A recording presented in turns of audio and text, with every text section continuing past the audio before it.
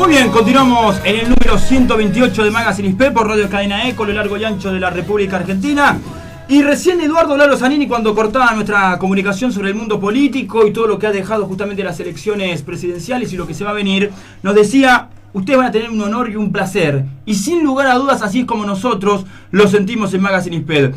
¿Cómo le va Enrique Macaya Márquez, Kevin Ternavasio y Santiago Graciade? Los saludamos aquí por Cadena Eco Magazine XP. Muy bien, muy buenos días. ¿Cómo están ustedes? Todo tranquilo, Macaya. Muchísimas gracias por esta charla que nos ha brindado. Bueno, no, al contrario. Dígame. Bien, 20 de noviembre, hace poquitos días ha cumplido años, ha cruzado, ¿no?, justamente la barrera ya de los 80. Y cuántas cosas ha vivido, ¿no? Y cuántos mundiales ha pasado siendo uno de los personajes con más mundiales. ¿Qué es lo que siente usted día a día cuando cualquier persona se le cruza en su camino y le dice el reconocimiento y le brinda ese reconocimiento que usted se merece?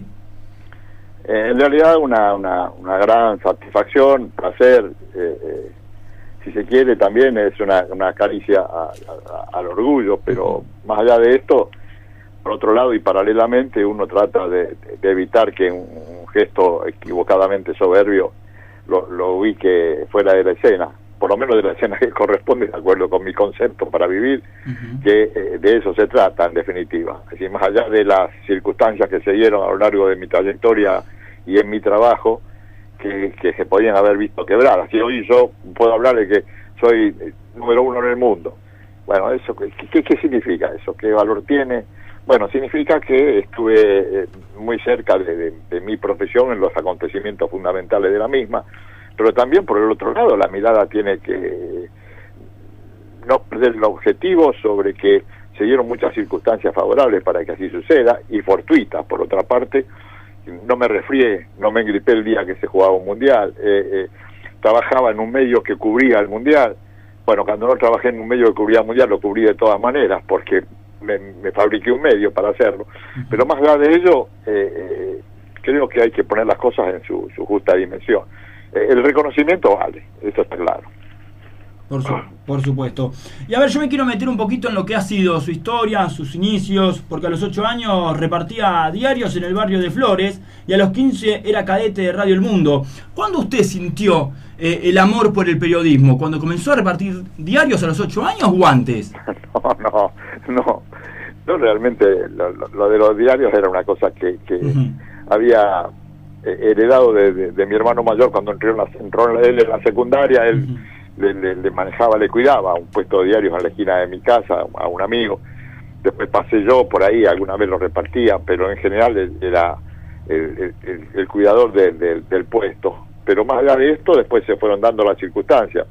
Yo también ingresé a la secundaria y a los 15 años, como se necesitaba de mi aporte laboral de mi familia, mi padre trabajaba en el diario El Mundo, era en aquel tiempo la empresa editorial Heinz, una empresa inglesa que tenía el diario El Mundo, tenía Radio El Mundo, y por otra parte tenía una cantidad de revistas importantísimas. Y bueno, enterado mi padre que hacía falta un empleado, yo tenía 15 años, un cadete en este caso, en la radio fui, me presenté, di una prueba, un examen, y quedé. Y ahí empecé a trabajar. Y ahí me empecé a ver repetidamente con aquellos que se dedicaban a las transmisiones. Estoy hablando de Fioravanti, de Horacio Biesio, de Damián Canet, y a mí no me atraía tanto el periodismo como el fútbol en sí, ¿no? Como el deporte, pero particularmente el fútbol. Y como ellos transmitían fútbol, yo estaba cerca de ellos, y a través de ellos comencé a meterme en el periodismo, pero realmente mi primer amor fue la pelota, ¿no? A ver, en 1950 se integró al plantel de periodistas, ¿no?, de radio, y poco después en el equipo del programa Rumbo al Estadio. ¿Había hecho Prim Caja, o sea, el amor por el fútbol, y luego el bichito del periodismo? ¿Se habían unido en ese programa? Sí, pero estamos hablando de un periodismo diferente, ¿no? A ver. Estamos hablando de un periodismo esencial y particularmente de radio, que era donde yo me movía con facilidad.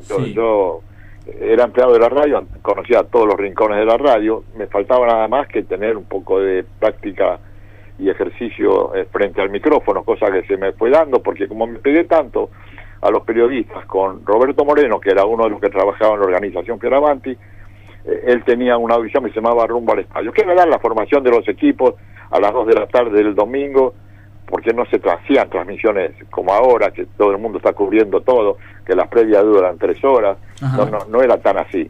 Entonces uno podía dar la formación de los equipos, tampoco tenía enviados a todos los estadios, a todas las canchas, a todos los clubes.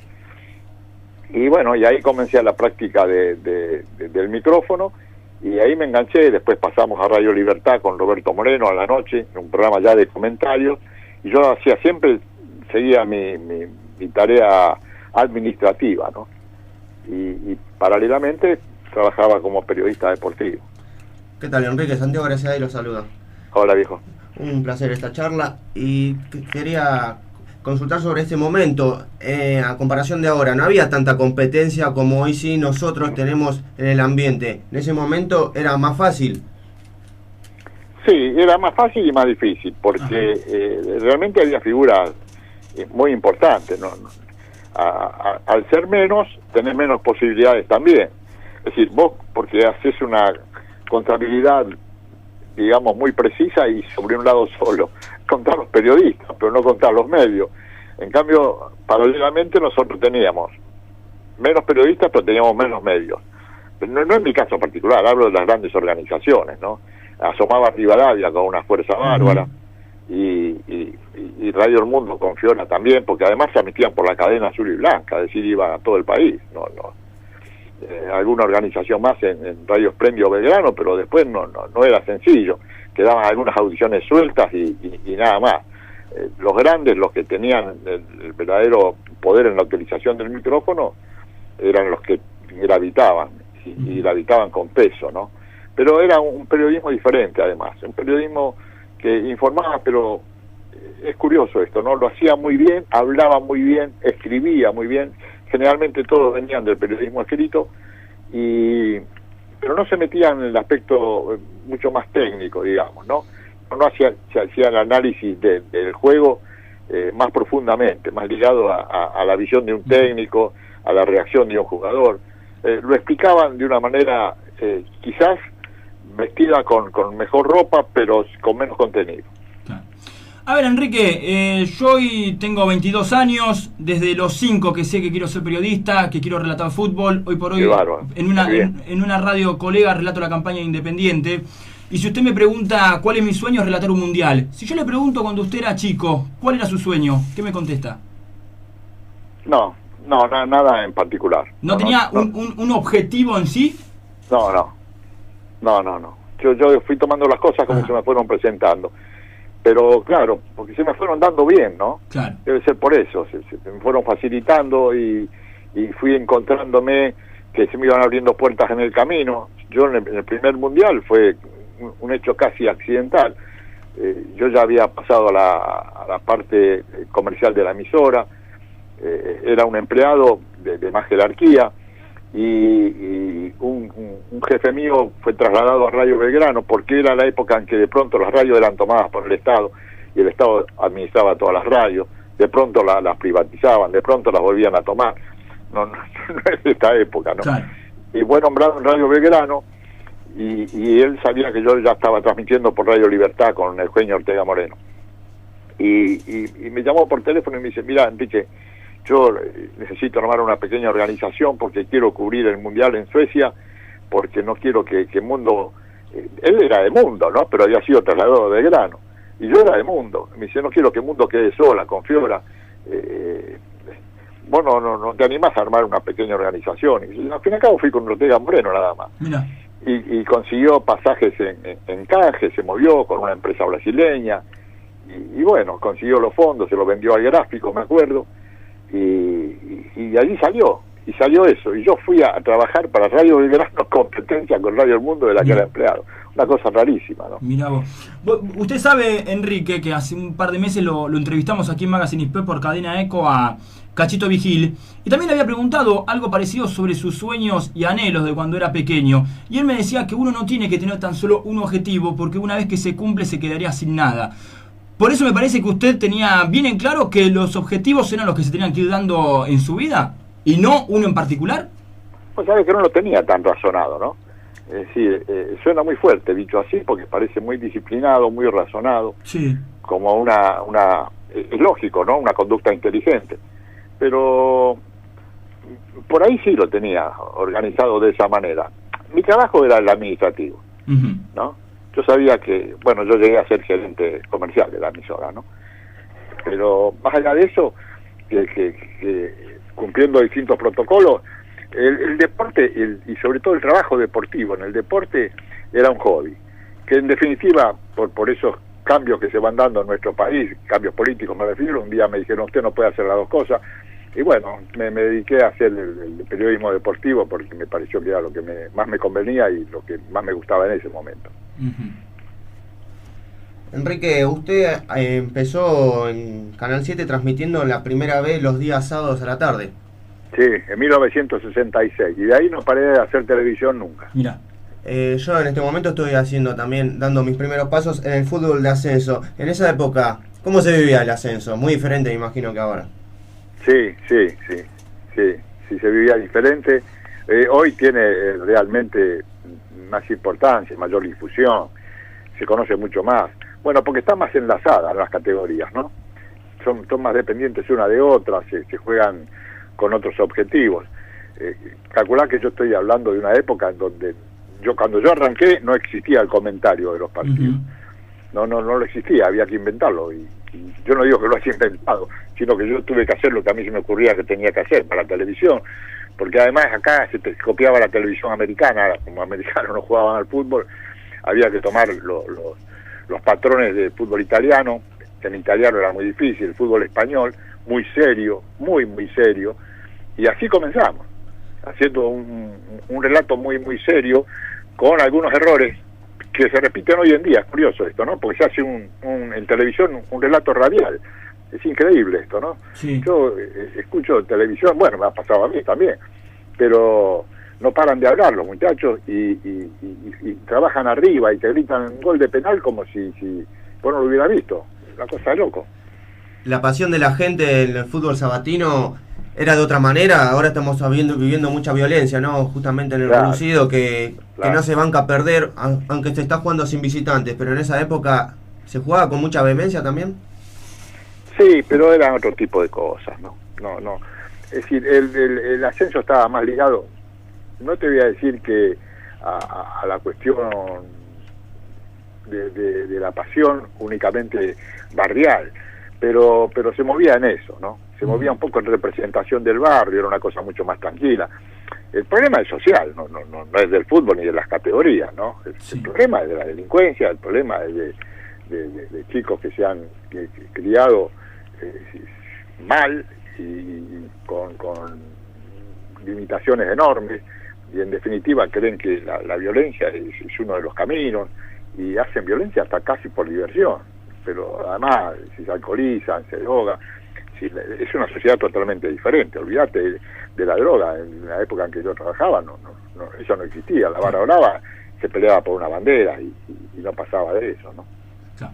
Enrique, son 12:30, nos tenemos que ir a la tanda de la radio. ¿Usted nos podrá guardar unos minutos en línea para continuar charlándonos un poco más? Si te doy unos minutos más y después terminamos. Dale, espectacular. Señores, tanda rápido y seguimos con Enrique Macaya Márquez, dale. Solo con verte bastará ver tu cielo de frente. Continuamos, señores, en el número 128 de Magazine ISPE por Radio Cadena Eco, a lo largo y ancho de la República Argentina. Y tuvimos una linda charla con Enrique Macaya Márquez, que vamos a continuar dialogando con él. Enrique, ¿está por allí todavía? Sí. Muy bien, perfecto. Muchas gracias por esperar estos minutos. Y aquí llegan muchos mensajes, ¿no? de gente amiga que está escuchando el programa. Y por ejemplo, Walter de Flores me dice: ¿cómo se ha adaptado a las redes sociales y a la tecnología? Porque cuando usted comenzó no había nada de esto. Y hoy por hoy, aparentemente el periodismo se puede hacer, aunque a mí no me parece, en las redes sociales. Sí, no me adapté a las redes sociales. Sí, tampoco las rechazo, sino que las considero. Pero no, prefiero utilizar otro tipo de forma de trabajo, ¿no? A mí me pone muy mal ver que están todos preocupados por los mensajes que se reciben en el mismo momento que están trabajando. Claro. Cuando podía hacerlo uno, porque de pronto vos tenés la primicia, tenés la noticia, te están informando, te están pasando un dato, pero tendría que ser uno solamente, porque yo veo que hay, en un panel hay 4, uno habla y los otros 3 están en un teléfono o en una computadora.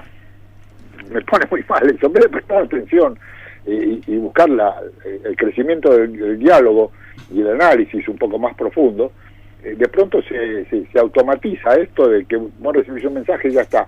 Además se da veracidad a cosas que no son ciertas.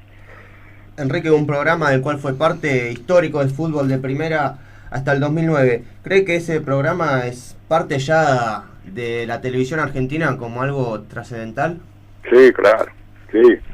No, ese fue un programa bárbaro. Realmente había que estar, yo estaba del lado de adentro, entonces por eso lo conozco bien. Además yo venía de épocas en donde no se había pegado un salto en ese aspecto, en lo técnico y en lo artístico, ¿no? Una producción, tenía que ser una producción privada realmente, porque había que hacer una inversión muy grande. Bueno, así lo fue, pero trabajaba muchísima gente y bueno, a mí la forma de hacer las transmisiones permitía tener un programa de esa característica, porque el convenio que tenía la productora con la Asociación de Fútbol Argentino era que no se veía nada hasta fútbol, salvo algún partido que se hacía por cable, salvo los partidos que iban a la noche, ¿no? Pero igual, antes se cubría nada más que con los noticieros, aunque tuviera la posibilidad de pasar los goles, las mejores jugadas, y no podía considerarse, no cabía la comparación con un desarrollo técnico y artístico como el que le metió torneos a fútbol de primera, no. Fue un programa de exportación cuando la televisión argentina no exportaba nada. Justamente por ese lado venía mi repregunta. Se perdió, ¿no? Esa espera que teníamos todos de llegar al domingo a la noche sin ver los goles, solamente escucharlos por la radio y ver además un buen análisis, porque ahora prendés la tele, lo buscas en internet y solamente ves los goles y te perdés de las grandes jugadas que hacen los jugadores. Es que ahora es muy difícil. Por primera instancia no se puede tener un programa así porque no puedes producir eso cuando se vio todo antes ya. Claro. Es decir, que perdés una gran cantidad en porcentaje de audiencia. Por otro lado, tenés que... a mí me lo reclaman, a mí me en la calle me dicen, ¿cuándo vuelve fútbol primera? ¿Y por qué no fútbol primera? Hace falta fútbol primera, queremos tener un programa así. Sí, pero no marcaría como marcaba fútbol de primera y en consecuencia no podés sostenerlo por el costo. Pero más allá de ello, creo que la gente tampoco puede ver todos los partidos, porque si no, o se divorcian, o se pelean, o están presos. Pero más allá de esto, es muy difícil. Pero tiene la posibilidad de elegir cada uno a su equipo y ver un resumen.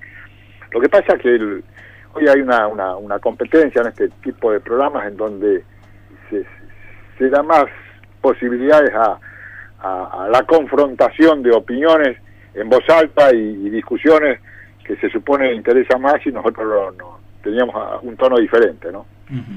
A ver, justamente Fútbol de Primera, 2002, 2003 y 2004 fue el mejor programa deportivo ganando, ¿no? Fútbol de Primera. Quizás Fútbol Permitido, que se emite por la televisión pública los domingos por la noche, quiere hacer algo parecido a lo de Fútbol de Primera. Me parece que Fútbol de Primera marcó un antes y un después en el mundo futbolero, que, por ejemplo, un joven, una persona mayor, un padre, un abuelo, esperaba el domingo a las 22 para sentarse frente a Canal 13 o para observar justamente lo que había sucedido este fin de semana. Y eso se perdió, porque ahora te ponen 21:30 un partido de Boca o un partido de River. No, seguro, sí. No, eso cambió. Bueno, son los nuevos tiempos, es así. Una verdadera pena. A ver, Enrique, ya para ir finalizando y agradeciéndole este contacto con Magazine Hispé por Radio Cadena Eco a lo largo y ancho de la República Argentina. ¿Piensa que el periodismo el periodismo deportivo, se volvió muy espectáculo, mucho chimento? Sí. ¿Por qué piensa que pasó esto?